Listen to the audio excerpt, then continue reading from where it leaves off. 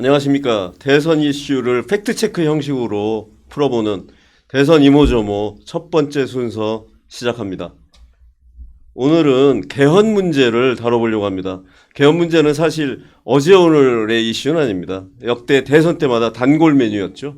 그런데 이제까지 대선이 이루어지지 않았습니다. 그래서 이번에도 또 대선에 쟁점이 됐는데 아마도 뭐 어렵지 않나 이런 생각이 듭니다. 저는 뉴스핌의 이재창 정치전문기자입니다. 오늘 같이 진행하실 스웨덴 린네대의 최연혁 교수님 소개드립니다. 네, 반갑습니다. 네. 그 이재명 민주당 후보와 김문수 국민의힘 후보가 뭐 개헌을 주장했어요. 뭐 요약하면 4년 중임제, 뭐 연임제나 중임제나 같은 걸 테니까 4년 중임제 개헌을 제안을 했고요. 차이점이 있다면 김문수 후보는 자신의 임기를 3년만 채우겠다. 그리고 이제 지방선거죠. 지방선거 때 개헌안을 통과시켜서 대통령을 뽑아서 그때 이제 새로운 정부가 출범하도록 하겠다. 뭐 이런 3년 임기 후 개헌 뭐 이런 쪽으로 이제 약속을 한 거고, 이재명 후보는 5년 임기 다 채우고 2030년에 총선과 함께 하면 되지 않느냐 뭐 이런 얘기예요. 여기까지는 비슷한 것 같아요. 네. 교수님 개헌 내용을 좀 한번 잠깐 핵심 내용을 소개해 주시죠. 일단 뭐 핵심은 중임이냐 연임이냐 말씀하셨는데 비슷하다 말씀하셨는데 좀 다르긴 합니다. 연임은 일단 2번 연속으로 하는 것을 금지하는 것일 거고, 그러니까 일단 허락하는 것일 거고요. 지금은 단임으로 돼 있지 않습니까? 그러니까 연임이라는 것은 결국은 4년으로 줄이면서 5년을 4년으로 줄이면서 2번 연속까지는 허용한다라는 것이고, 중임의 경우는 뭐 다시 한번 들어와서 다시 또 해도 문제는 없습니다. 트럼프 같이 하는 거죠. 그렇게 되는 거죠. 그래서 연임과 함께 중임을 같이 허락을 하게 된다면 2번 연속으로 하고 잠깐 또 4년 쉬었다가 또 나올 수 있는 게 중임입니다. 아직까지 사실은 말은 많고 어떻게 보면 말의 성찬이고 그냥 막 약속을 흔히들 하는 이제 공약이 아닌가 싶기도 합니다만은 다양한 약속 혹은 다양한 정치적 현안에 대한 국민들에게 약속을 했습니다마는 그 약속이 사실은 불확실합니다. 불확실하고 또 어떠한 절차에 의해서 또 어떻게 이것을 풀어나갈지에 대한 부분들이 사실은 더 많이 얘기해야 된다. 다시 말해서 이때 사실은 고민해야 할 부분이 연임과 중임과 함께 사실은 고민해야 할 부분은 다양하게 있거든요. 예를 들어서 프랑스식으로 한번 해보는 게 어떨까? 왜냐하면 지금 이제 같이 연임과 중임을 얘기하면서 나왔던 얘기가 결국은 책임 총리제를 얘기를 했거든요. 책임 총리제의 개념보다는 다른 개념이죠. 다시 말해서 국회가 임명하는 국무총리가 어떨까라는 얘기를 했습니다. 책임 총리제와 과연 어떤 차이가 있는지, 그러면 프랑스가 가지고 있는 뭐라 그럽니까? 이원 집정부제와는 어떻게 차이가 나는지 사실은 이게 조금씩 들어가 보면은요, 이게 엄청나게 긴 내용입니다. 그래서 이거를 조금 더 당 차원에서 정리를 해줄 필요가 있다. 우리가 얘기하는 것은 이재명 후보께서 말씀하신 것은 이 내용입니다라고 해서 한 번 더 명확하게 해주면 좋겠다 하는 생각입니다. 예, 역대 대통령들이 모두 개헌을 약속했어요. 네. 근데 왜 이번에 또 이제 개헌이 쟁점이 됐느냐? 다 약속을 안 지켜서겠죠. 네. 그러니까 늘 약속을 하고 대통령이 되면 욕심이 생겨서 결국은 약속을 안 지켰어요. 그렇다 보니까 이번에도 이제 또 개헌을 공약으로 이렇게 내세우는 상황인데, 사실 뭐 제가 보기에는 또 그런 역사가 반복이 되는 거 아닌가 이런 생각이 많이 듭니다. 네, 저는 그렇게 안 봅니다. 저는 이번에는 헌법 개정 문제가 사실은 이제 지금처럼 이번 대선처럼 아주 절실하게 요구된 적이 없었다. 물론 뭐 상황에 따라서 모든 상황이라는 게 그 당시에는 다 중요한 안건 아니겠습니까? 국민들이 요구를 하고 또 정치 차원에서도 이제 개혁의 시기다라고 얘기를 하고 또 전략 차원이든 약속을 합니다만은 그럼에도 불구하고 이번엔 다르다. 저는 이렇게 봅니다. 무슨 얘기냐면 12월 3일 이후부터 혹은 작년 6월에 국회가 이제 22대 국회가 구성되고 이후부터 사실은 한국 정치는 아주 빠르게 헌정 질서에 대한 어떤 그 도전이랄까요? 문제점들이 노정되기 시작했습니다. 다시 말해서 헌법 테두리 내에서 쓸 수 있는 것은 다 써보자는 전략이었을 것 같습니다. 그럴 정도로 모든 사람들이 헌법을 꺼내보고 정말 헌법을 한 번이라도 안 읽어본 국민이 없겠다라는 정도로 예상될 정도로 말이죠. 근데 지금은 다르다고 말씀드린 이유가 헌법을 개정해야 된다고 하는 요구가 국민들뿐만이 아니라 대통령 후보들 그리고 정당들 차원에까지도 저희들이 작년 11월까지 국회의원들 여론조사 설문조사를 해봤거든요. 네. 설문조사를 해봤을 때 국민의힘도 66.7%, 더불어민주당도 64.8%를 대통령제를 빨리 중임제로 가야 된다라고 하고 인정하고 있어요. 무슨 얘기냐면 정치에서도 정당 쪽에서도 국민들도 아주 동일하게 강력하게 요구하고 있는 이 개헌을 이제는 지금 당장은 떠밀려서 약속을 했을지는 몰라도 이것을 과연 그러면 대통령 선거 전에 립서비스다? 전 이렇게 안 봅니다. 또 립서비스가 되지 않도록 언론에서도 그렇고요. 시민단체에서도 그렇고 국민들이 눈을 부릅뜨고 감시하면서 반드시 실천하라고 압력을 가해야 되겠죠. 사실은 개헌 문제는요, 민주당이 먼저 제기한 겁니다. 네. 그 이재명 후보 측근들이죠. 친명 쪽이라고 하는 그쪽에 여러 의원들, 뭐 대표적인 게 김민석 현재 공동 선대위원장입니다. 네. 선대위원장이 2년 단축, 임기 2년 단축 개헌을 요구했어요. 윤석열 전 대통령한테. 그러니까 임기를 2년 단축하는 그런 개헌을 해서 뭐 대선을 2년 앞당기자 뭐 이런 얘기 아니겠어요? 네. 그런 걸 주장했어요. 언제까지? 12.3 비상계엄 맞습니다. 직전까지 얘기를 했습니다. 맞습니다. 그런데 12.3 비상계엄 후에 입장이 확 바뀌었어요. 네. 왜냐하면 그 비상계엄 이후에는 여건이 유리하지 않습니까? 민주당에 이제 절대 유리한 그런 상황이 전개되고 그다음에 이제 전체적으로 보면 이재명 후보의 당선 가능성이 아주 유력해진 그런 상황이고요. 그러다 보니까 갑자기 이제 마음이 바뀐 겁니다. 화장실에 들어갈 때와 이제 나올 때가 좀 다르다고 뭐 그거에 꼭 비유할 건 아니지만 결국은 왜 2년 단축을 주장했냐면 이런 거죠. 이재명 후보는 11개 혐의로 5개 재판을 받고 있어요. 거기에 뭐 선거법도 있고 위중교사 뭐 이런 것도 있고요. 그다음에 백현동 문제 여러 가지가 있지 않습니까? 네. 그래서 이게 예를 들어서 윤 전 대통령이 그냥 임기를 다 채운다면 그 안에 이건 틀림없이 이제 그 중에 하나는 문제가 될 수 있겠죠. 그렇다면 이제 대선에 출마 못하는 이런 상황이 있을 수도 있는 거고 사실 그런 것 때문에 이제 사실은 그 임기 단축 개헌을 주장했던 거죠. 근데 이제 비상계엄으로 완전히 상황이 바뀌었고 지금 뭐 조용합니다. 민주당이 조용하고 이재명 후보도 내란 종식이 우선 아니냐. 그러니까 뭐 개헌 문제 질문을 받을 때마다 내란 종식이 우선이다. 이런 걸로 즉답을 피해갔어요. 네. 그리고 그러다가 이제 최근에 이제 그런 개헌을 제기했는데 약간 뭐 형식적인 모양 갖추기 아니냐 뭐 이런 쪽으로 좀 비춰지기도 하고요. 네. 대선에서 TV 토론도 해야 되고 또 아까 말씀하셨처럼 그 국민적 열망도 있는 거고요. 근데 그걸 마냥 무시할 수는 없는 거고 네. 그러니까 이제 아주 좀 장기적인 플랜 뭐 비슷하게 이런 걸 제안을 한 건데 뭐 저는 여전히 좀 네. 어렵다고 생각합니다. 부정적으로 네. 보고요. 예. 네, 저는 그렇게 생각은 안 하고요. 뭐 다시 역사를 돌릴 수는 없습니다. 그럼에도 불구하고 저는 참 아쉬운 참 결정적인 순간은 바로 그 제안이 왔을 때 바로 받는 것이 맞다. 혹은 받는다기보다도 조금 더 발전시켜보는 것이 맞았다. 다시 말해서 한국 정치가 이미 그 당시에 그것을 제안할 당시에 사실은 대통령실도 마찬가지 또 야당 대표도 마찬가지 사실은 진퇴양난이었습니다. 바로 그게 이제 정치의 한 수인데 정치에는 혹은 역사는 if라는 게 없다고 합니다.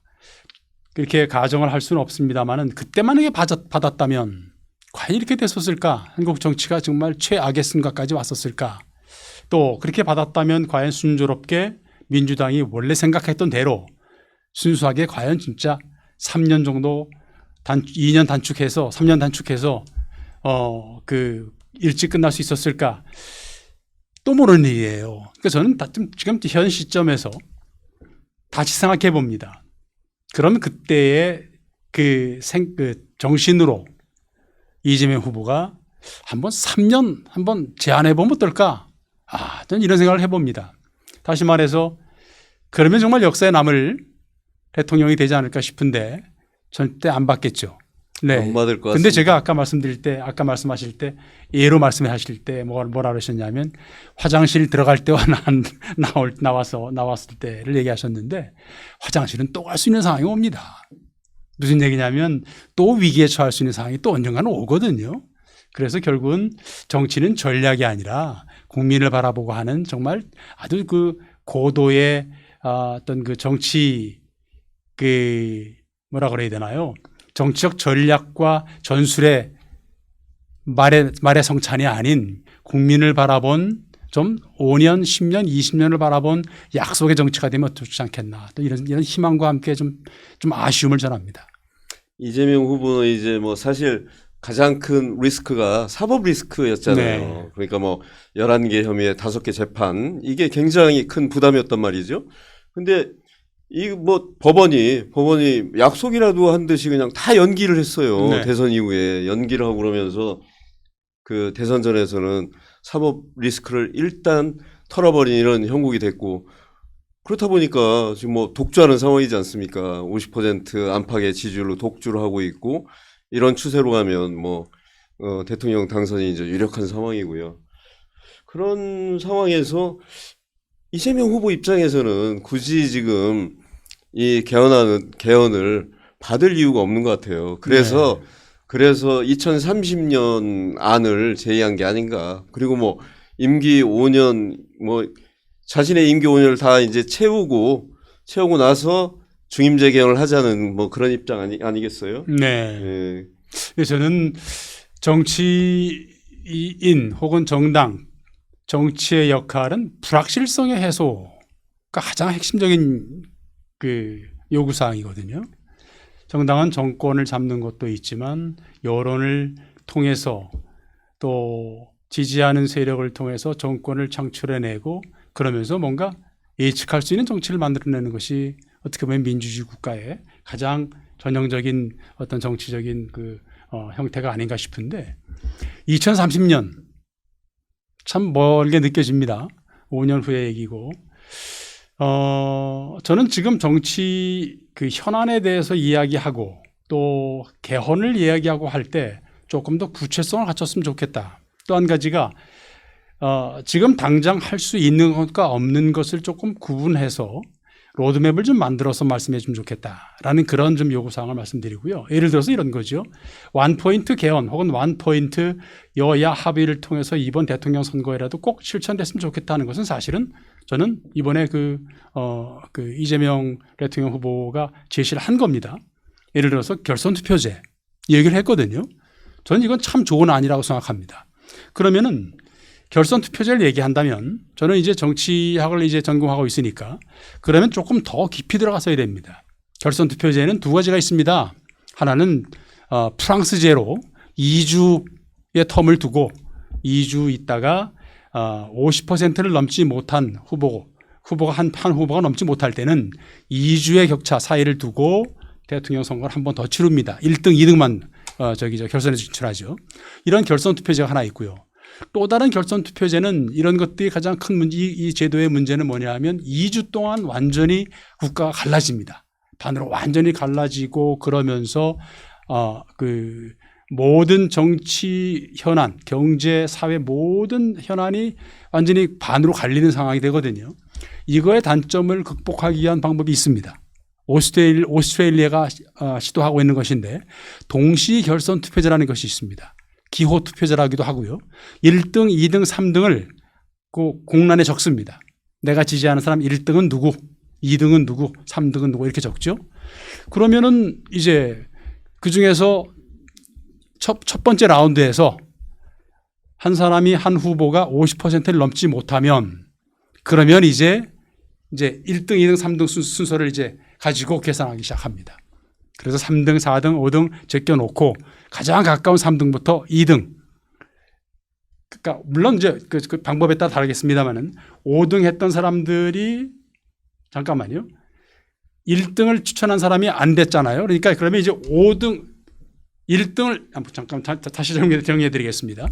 이걸 순서대로 하나씩 올립니다. 그럼 5번에 했던 사람들은 누굴 했지? 세 번째는 누가 했나 보는 거예요. 두 번째는 누가 했나 보는 거예요. 이렇게 하다 보면 결국은 4번, 4등을 했던 사람, 3등을 했던 사람까지 전부 다 계산이 됩니다. 그렇게 계산되다 보면 결국 무슨 얘기냐면 이것이 이제 유로비전 송 콘테스트라고 들어보셨죠? 전 국민들이 후보자들에게 점수를 다 매깁니다. 그 점수를 다 합산합니다. 합산한 효과가 나온다. 다시 말해서 이 기호투표제는 전 국민들이 순서를 다 알 수 있기 때문에 이걸 합산해 보면 정말로 정직한 숫자가 나온다는 거죠. 아주 정직한 숫자는 합산하면 나온다는 거예요. 기호투표제를 통해서. 이것도 괜찮다. 그렇다면 분명히 이거를 제안할 때 고민했을 거란 얘기죠. 조금 더 들여다봤으면 좋겠다. 또 한 가지가 국민에게 제시했으면 좋겠다. 이런 생각입니다. 아마도 이재명 후보는 첫 번째 프랑스식 아마 결선 투표제에 네. 무게를 실은 것 같습니다. 네. 마크롱 대통령이 지난번 대선도 결선을 거친 거죠. 한번 마린 르펜. 네, 맞습니다. 프랑스가 이제 67년 양당제였지 않습니까? 네. 사회당과 이제 공화당 양당제였는데 지난 총선에서 공화당이 몰락했어요.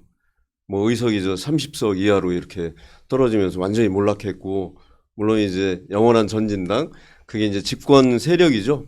당 하나는 아니지만 60% 정도를 점유를 하고 했는데, 그 대선에서 공화당 후보가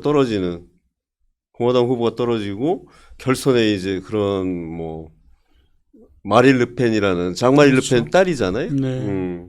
올라가서 결국은 마크롱 대통령이 이제 당선되는 그런 과정을 거친 것 같아요. 제가 생각하기에. 네. 그 결선 투표제는 나름 의미가 있는 것 같습니다. 네. 그리고 다른 문제로 이제 이재명 후보의 이제 사법 리스크 문제 관련해서 헌법 84조 문제가 계속 사실은 논란이 되고 있어요. 지금도 대선 이슈에 좀 가려져 있어서 그렇지 논란은 현재 진행형입니다. 그러니까 이 84조가 뭐냐면 그 현직 대통령에 대한 불기소권이죠. 네. 그러니까 이것이 과연 이제 재판에도 적용되느냐 안 되느냐 이제 이 문제인데요. 그거 어떻게 보세요? 저는 지금 민주당에서 지금 시도하고 있는 면소권이랄지 이런 것들이 조금 더 우리 국민들에게 헌법에 더 가까운 혹은 헌법 정신을 실천하는 그런 쪽으로 제시해 주면 좋겠다 이런 생각입니다. 무슨 얘기냐면 헌법은 모든 국민들 한 사람 한 사람을 똑같은 잣대로 봅니다.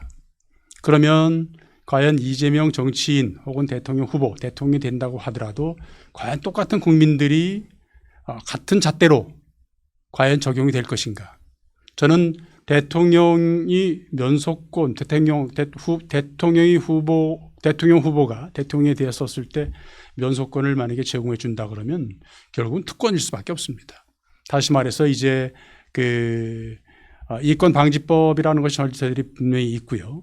헌법 정신도 위배되기 때문에 이 부분은 저는 반드시 국민들이 조금 더 정확하게 요구해야 할 부분이다. 헌법 정신에 충실한 그런 결정이기를 바라고요. 대통령 선거가 끝나고 바로 재판을 받는 건 그 모양새도 사실은 더 그렇기 때문에 그러면 대통령 임기까지 미루는 걸로 이렇게 합의가 돼야 되지 않겠나 이렇게 생각을 해봅니다. 대법원이 최근에 좀 정리를 했어요. 네. 그건 재판부가 판단할 문제다. 법적인 문제라기보다는 그 재판 진행 상황은 재판부의 소관이다. 이런 쪽으로 이제 약간 정리를 했어요. 그러니까 네. 예를 들어서 이제 이재명 후보가 당선될 경우에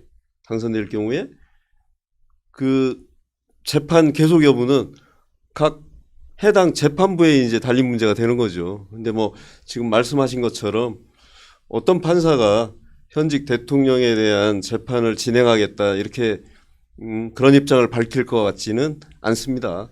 그래서 네. 결국은 이제 말씀하신 것처럼 임기 후에 다시 들여다봐야 되는 이런 쪽으로 이제 정리되는 게 아닌가 그런 생각이 좀 들고요. 네. 개헌 문제는 사실 역대 대통령들의 불행한 말로를 보면 이제는 더 이상 가면 안 되는 거다 이런 생각이 드는 게 뭐 편안하게 웃으면서 그 집으로 간 사람이 과연 있습니까? 별로 없죠. 그 민주화 이후에 뭐 김영삼 전 대통령은 아들이 구속됐죠. 그렇죠. 김대중 전 대통령도 네. 아들들이 구속됐습니다. 그럼요. 아들 한 명이 아니라 뭐 저 네. 아들이 홍삼 트리오다 해서 그렇게 구속이 됐었고요. 그 다음에 뭐 가까이는 이명박 대통령 그렇죠. 구속이 됐었지 않습니까? 네. 박근혜 대통령은 뭐 저 구속됐다가 이제 그 탄핵까지 되는 그래서 그런 불행한 그런 과정을 거쳤고 뭐 노무현 전 대통령은 네. 잘 아시다시피 그냥 뭐 스스로 이제 극단적인 선택을 하는 이런 모습. 그러니까 편안하게 그 집으로 간 사람이 없어요. 그거는 과연 그게 사람의 문제냐?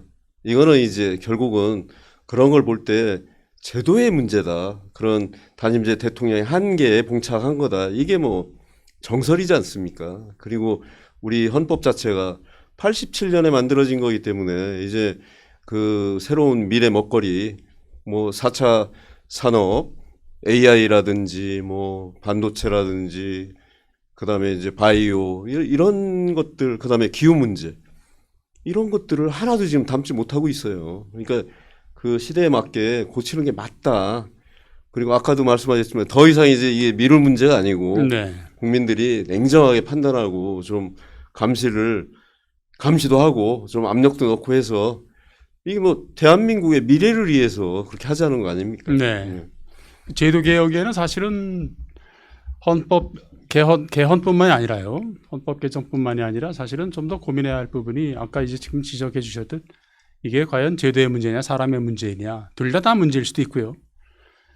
그러면 둘 중에 하나 선택하라면 무엇이 문제냐라고 얘기할 때 사실은 제도를 바꾼다고 할 때 그러면 어떤 제도가 더 좋을 것이냐 이것도 사실은 문제거든요. 예를 들어서 중임으로 간다 혹은 연임으로 간다 했었을 때 일부 정치학자 그다음에 일부 정치인들은 그나마 단임제가 낫다. 한 번으로 차라리 그냥 매 맞고 끝나는 게 낫다. 라고 주장하는 분들이 있습니다.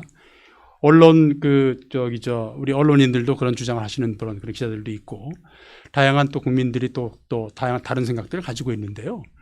제도가 예를 들어서 미국식으로 그러면 국회의원들을 2년으로 해서 중간 그 심판을 받도록 하자. 어떻게 보면 이게 더 나을 수 있을 거예요. 4년 중임제를 할 때 동시 투표를 해가지고 한꺼번에 그러면 동시 투표라는 게 그거 뭐냐면 대통령 선거 있을 때 국회의원 선거까지 같이 하잖아요. 그러면 한쪽에서 원사이드하게 한쪽으로 일방적으로 그러면 행정권도 가지고 입법권도 가져갈 수 있는 그런 상황이 되거든요. 전략적으로 입법권은 그러면 A당에게 또 행정권은 반대당에게 이렇게 주는 그런 전략 투표하는 사람이 있겠습니까? 그 당시에 인기가 있는 대통령 후보가 정당에게 밀어주기 때문에 그것도 문제가 될 것이다. 또 한 가지가 중임으로 갈 때 또 가장 걱정하시는 분들은 또 이런 얘기까지 해요. 금방 지적했듯 한 번에 끝나면 될 걸 또 전략적으로 또 무리하게 인기를 얻기 위해서 퍼주기 정책을 할 것이고 또 실패한 정책이 다시 한번 또 살아날 수 있는 그런 기회를 왜 줄 필요가 있겠느냐라고 하지만 어떤 제도를 저기에 쓰더라도 장단점은 분명히 있을 것이다. 저는 그런 측면에서 제가 정치 쪽에서도 마찬가지 국민 쪽에서도 국민들도 마찬가지 일단 지금은 현재 가장 중요한 것은 헌법 개정은 맞습니다. 그런 측면으로 봤었을 때 조금 더 폭넓게 국민 대표, 정당 대표 그리고 경제계까지 포함해서 다양한 어떤 그 시민들이 좀 참여하고 하면서 전문가들도 마찬가지죠. 참여해서 좀 개혁을 이번에는 좀 제대로 할 수 있는 그런 여건이 필요한 것이지 정치적 약속은 저는 어떻게 보면 공수표와 같다는 생각이 들 정도로 말이죠. 조금 더 이제는 좀 우리가 그 아는 그 뭡니까 이 저기 그 뭡니까 돌다리도 좀 두드려 가라는 식으로 조금 더 좀 이게 좀 조금 천천히 가더라도 확실하게 하면 좋겠다 이런 생각입니다. 그러니까 뭐 그 핵심은 권력 분점이지 않습니까? 이 제왕적 대통령제가 낳는 여러 가지 이제 폐해들 때문에 결국 이제 대통령의 불행이 잉태되고 결국 이제 불행한 말로로 끝나는 이런 역사가 이제 계속 되풀이되는 이런 상황이고요. 그렇다면 이제 사실 권력 분점이 핵심이고 대통령의 권력을 조금 줄여서 내치를 좀 아까 뭐 말씀하셨지만 뭐 책임 총리라든지 아니면은 네. 뭐 진짜 그 국회 추천권 뭐 이걸 의무화하겠다 뭐 그런 것도 약속했더라고요. 그래서 네. 그런 식으로 이제 그 프랑스 같은 경우는 뭐 저 대통령과 총리가 다른 당일 경우도 있지 않습니까? 뭐 네. 꼬아비타스용 해가지고 뭐 그게 그렇죠. 큰 문제가 있는 건 아니에요. 네. 또 굴러가는 네. 거 보면 동거정부라고 하죠 그렇죠. 우리나라는. 결국은 뭐 국정 운영이라는 걸 위해서 뭐 적과의 동침한다고 그래서 그게 뭐 망하는 길로 갈 수는 없는 거고요. 뭐 그런 상황일 거다. 그래서 네. 사실 권력 분점이라는 거 이거는 그 꼭 이루어져야 될 이거 더는 이제 늦추면 안 되는 그래 뭐 원포인트 개헌 얘기도 나오고 하지만 문제는 동상이몽입니다. 이재명 후보와 김문수 후보 뭐 동상이몽이죠. 네. 쉽게 얘기해서 개헌을 한다고 하지만 그 내심 목적이 다른 그래서 결국은 이제 그런 동상이몽 게임을 어떤 식으로 풀어가느냐 이게 뭐 핵심일 것 같습니다. 네, 맞습니다. 지금 지적해 주셨듯 개혁은 사실은 멀리 있는 것 같습니다만은 사실 가까이 있거든요. 지금 이제 말씀하신 것 중에서 뭐 연임제, 중임제를 넘어서 핵심적으로 사실은 우리가 손봐야 될 부분이 권력 그 집중을 분점할 수 있도록 하는 그런 장치들인데 거기에는 일단 뭐 중앙 집권의 가장 핵심적인 것이 일단 임명권이 있겠고요. 또 한 가지가 이제 통치권인데 이 통치권에서 과연 권력이 집중된다는 그 핵심적인 요소는 결국은 모든 그 권력이 한 사람에게 집중됨으로 인해서 생기는 불협화음들, 다시 말해서 그 오로지 한 사람의 눈치를 본다는 것. 그러니까 임명권자가 대통령이 딱 한 사람이 차지하고 있으면 사실은 모든 어떻게 뭐 하는 사람들 그 많은 사람들을 공무가 엄청나게 많을 텐데 다 치르면서 그거를 어떻게 하겠습니까? 그러니까 결국은 나눠줄 수밖에 없겠다. 나눠주는 것이 가장 좋겠다. 책임 총리제도 사실은 아까 말씀하셨듯 프랑스제로 간다는 얘기는 가장 핵심적인 문제는 그러면은 대통령이 총리를 임명하느냐. 임명권은 주되 프랑스 같은 경우는 참 어떻게 보면 참 우리나라가 따라야 할, 그러니까 한번 벤치마킹을 할 필요도 있습니다만은 또 어려운 것 중에 하나는 프랑스는 대통령에게 의회 해산권이 있어요. 왜냐하면 완전히 그 분리되어 있기 때문에 행정권과 입법권이 분리되어 있고 정부 구성권에 있어서도 임명권은 대통령에게 있습니다만은 책임은 누가 지느냐? 의회직에 돼 있습니다. 다시 말해서 의회를 해산하는 건 대통령이고 의회에 대한 책임, 정부의 책임성은 또 의회에 묻습니다. 이렇게 하면 아주 복잡해지니까 차라리 현재 헌법 상황에서도 현 헌정 상황에서도 사실은 대통령이 제대로 그러면 그 국회에 허락을 받든 만들 관계없이 국회에 추천권을 주고 그렇게 할 수는 있거든요. 그러니까 운영의 면은 충분히 있다는 것입니다. 다시 말해서 결국은 제도의 문제도 아닌 사람의 문제도 아닌 제도와 사람을 같이 묶어서 같이 생각을 해야 된다. 대통령이 이제는 시대가 바뀌었고 또 국민들이 요구하는 이 시대적 상황 속에서 이제는 좀 저버리지 말았으면 좋겠다. 네, 어떤 방식으로든 권력은 분점하는 것이 맞다. 거기에 맞춰서 정부가 가지고 있는 중앙이 가지고 있는 걸 다양히 지방으로도 넘기고 하는 그러한 분권적인 조치도 또 필요하다고 봅니다. 예, 슬기로운 해법을 찾기를 바랍니다. 네. 예, 개헌 문제는 이 정도로 하고요. 다음 이슈로 한번 넘어가 보겠습니다. 뭐 후보들의 동선도 흥미로워요. 네. 이재명 후보는 저 역광장으로 달려가고요. 여기나 뭐 어디 광장이죠. 광장 유세라고 그러죠. 광장으로 달려가고 김문수 후보는 저 시장으로 달려갑니다. 이준석 후보는 대학교로 가서 저 학생들하고 토론하고 학식을 함께해요. 이게 굉장히 특징적이에요. 네. 이게 뭐 단순히 한번 찾아가고 뭐 이런 차원이 아니고 계속 반복되는 이런 거거든요. 그래서 이게 왜 이럴까? 이 문제를 한번 다뤄보도록 하겠습니다. 네. 그 이재명 후보는요, 광화문 청계광장에서 유세를 시작했어요. 그 다음에 경북 구미역 광장, 그 다음에 대구 동성백화점 뭐 앞 광장, 그 다음에 광주를 찾아서는 광주 그 김대중 컨벤션 센터 그 광장, 그 다음에 뭐 익산을 찾아서는 익산역 광장, 그 다음에 군산에는 뭐 구시청 광장, 그리고 이제 서울로 올라왔지 않습니까? 서울로 올라와가지고는 저 그 타임스퀘어 앞 광장, 그리고 용산역 광장. 특징적이에요. 그냥 계속 광장 가서 유세를 합니다. 네.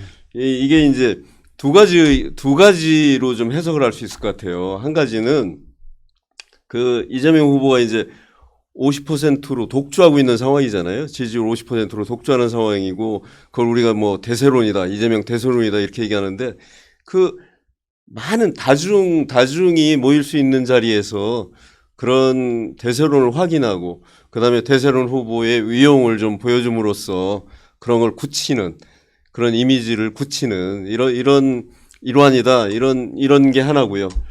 다른 하나는 그 신변 안전 때문이라는 그런 얘기가 많아요. 그러니까 왜냐하면 그 김문수 후보처럼 시장에 가면 너무 저 밀집되어 있는 이런 환경에서, 그래서 유권자들이 너무 가까이 접근할 수가 있고, 그렇죠. 그러면 이제 사고가 날 수 있잖아요. 네. 그렇지 않아도 지금 이재명 후보 측에서는 뭐 테러 경보, 뭐 테러 경계령 이런 걸 지금 엄청나게 알리고 있는 이런 상황에서 그것 때문이다. 뭐 최근에는 뭐 유리 방탄 유리까지 그래 등장했어요. 네. 뭐 저는 30여 년 정치부 뭐 현장 또는 부장 뭐 이런 거 하면서 그 선거를 지켜봤지만 방탄유리는 초유입니다. 네. 그래서 이거 아주 진짜 사상 초유의 방탄유리까지 등장했어요. 그만큼 이제 그 대선 승리에 가까워졌다 이런 방증이기도 할 것 같아요. 이거 네. 어떻게 보십니까? 네. 뭐 저는 뭐 동의하고요. 동의하는 것이 이제 뭐냐면은 일단 남녀노소 그다음에 모든 그 계층의 다양한 그 유권자가 모일 수 있는 것은 광장입니다. 대세론이기도 하지만 사실은 어떻게 보면 뭐 50%를 그 등락을 하고 있는 후보가 선택할 수 있는 것은 사실은 모든 유권자들이 모일 수 있는 그런 큰 장소일 겁니다. 그것만큼 좋은 메시지를 전달할 수 있는 공간은 없고요. 이제 그런 측면과 또 그다음에 이제 또 작게 들여다보면 안전 문제, 지금 방탄 유리를 앞에 놓고 연설하는 그런 상황이 연출되고 있는데요. 뭐 그런 상황 속에서 신변 안전 보호, 뭐 이건 당연히 챙겨야 할 부분이고요. 그 안전 문제가 일단 가장 지금 아주 취약하고, 그다음에 또 그 이전에 이미 한번 또 공격을 한번 받았기 때문에 그런 측면은 뭐 당연히 고려를 해야 할 그런 상황은 맞습니다. 그럼에도 불구하고 아까 처음 말씀드렸듯 50%를 등락을 하고 있는, 왔다 갔다 하고 있는 후보의 입장에서는 다양한 지지층이 있는 목소리를 담아내 메시지를 전달하기 위한 공간이 필요하다고 저는 보고요. 전략적인 차원에서. 또 한 가지 이제 두 번째는 어떻게 보면 이제 구치기라고 할 수 있겠죠. 지지하는 층 굳이 어디 나의 지지층을 찾아가지 않아도 이제는 전국에 가장 많이 모일 수 있는 전략 포인트를 찾아보자. 광장입니다. 역시 광장이고요. 또 한 가지가 이제 많이 볼 수 있는 곳은 이제 그 후보자들 정책 토론회인데요. 정책 토론회. 사실은 좀 유권자들이 다 볼 수 있는 그런 여건 아니겠습니까? 그 다음이 광장이에요. 그런 측면으로 봤었을 때는 광장은 당연히 가장 지지 세력이 가장 큰 후보가 선택할 수 있는 전략이고요. 다른 후보들은 또 다르죠? 좀 소개해 주시죠. 네. 김문수 후보는 뭐 가는 곳마다 시장을 찾아요. 네. 그래서 김 후보는 시장 친화형이다. 뭐 이런 얘기가 나오는데요. 뭐 김 후보는 저 송파구 가락시장에서 시작해가지고요. 그 대구에 가서는 서문시장, 그다음에 울산에서는 신정시장, 그다음에 부산에서는 자갈치시장. 뭐 가는 곳마다 시장을 꼭 빼놓지 않고 갑니다. 오히려 주력은 시장인 것 같아요. 네. 시장을 주로 이제 많이 가서 그래서 이제 서민 밀착형 행보다 그다음에 이제 대중 친화적 이미지를 부각하는 거다 뭐 이런 얘기들 나오고요.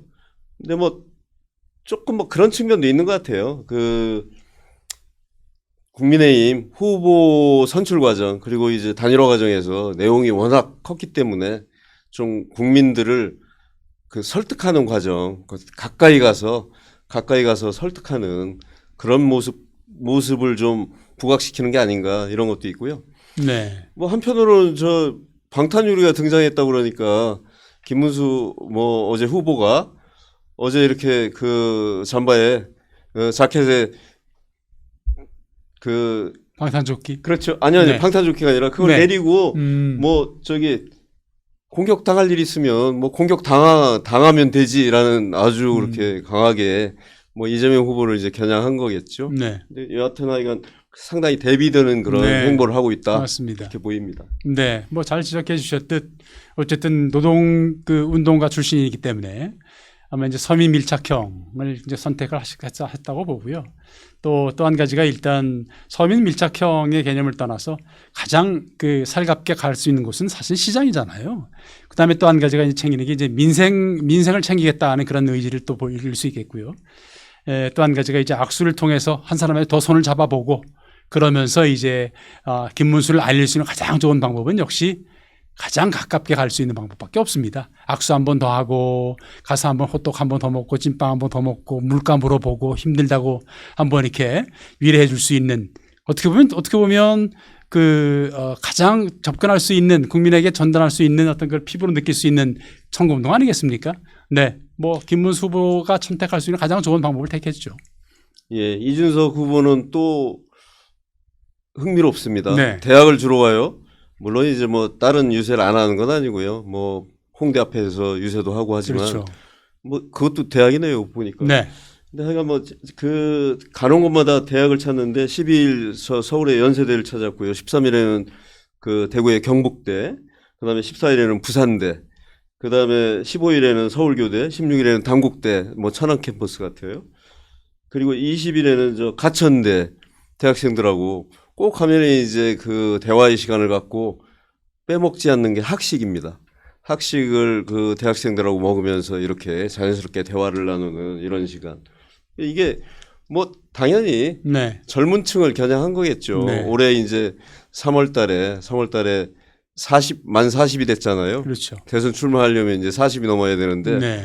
그 진짜 브랜뉴예요. 브랜뉴 40입니다. 네. 그러니까 딱 40 간 넘긴 후보로서 젊은 층을 공략하려고 하는 뭐 당연히 그게 이제 네. 보이는 거고요. 그리고 여론조사를 해봐도 20대에서는 지지율이요 20%가 넘습니다. 맞습니다. 예, 30대에서도 20% 가까이 되고요. 그러니까 네. 이런 것들을 아마 고려한 행보가 아닌가. 네, 맞습니다. 앞으로 더 이제 선거일이 가까워 올수록 또 다양한 전략을 선택하겠습니다만은 그럼에도 불구하고 핵심 지지층이 누굴까? 네, 아무래도 젊은 층일 거고요. 또 젊은 층 중에서도 또 이제 또 그 노동 현장에서 또 지금 당장 이제 일자리를 찾아서 전전할 수 있는 하는 그런 젊은이들 그리고 처음부터 그 젊은이를 위한 정치 한번 해보고 싶다. 젊은이들이 주인이 되는 세상. 그리고 젊은이들이 우리 기성세대를 이제 밀어내고 새로운 대한민국. 그래서 그 캐치프레이즈도 새 시대, 네, 새 정치를 뺐죠. 네, 그런 식으로 새 정치를 표방하고 있는 상황 속에서 젊은이들과 함께 하겠다는 그런 메시지, 아주 강력한 메시지를 담고 있지 않겠나 싶습니다. 예, 어찌됐건 저 40여 년, 37년 전, 뭐 35년 전 그때는 여의도 광장, 네. 그다음에 보라매 공원, 뭐 제가 그 당시에도 이렇게 본 기억이 있는데요. 뭐 100만 청중 유세를 했었어요. 네.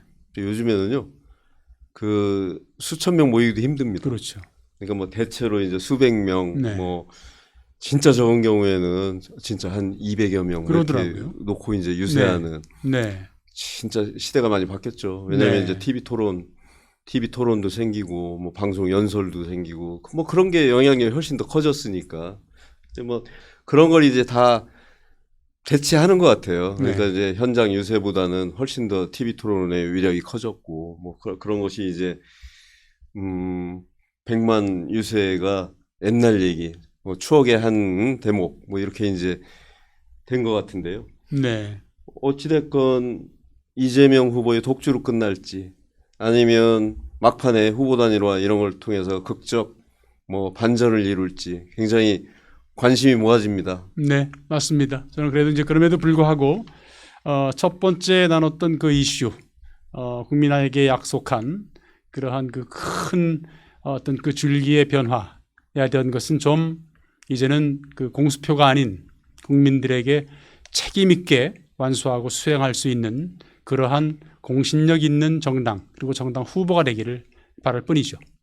네, 예, 오늘은 그 대선 이슈인 개헌 문제 그리고 이제 그 후보들의 동선 뭐 재미있는 흥미로운 동선에 대해서 한번 다뤄봤습니다. 다음 시간에는 또 재미있는 이슈를 가지고 찾아뵙도록 하겠습니다. 오늘은 이 정도로 마치겠습니다. 감사합니다. 네, 수고하셨습니다.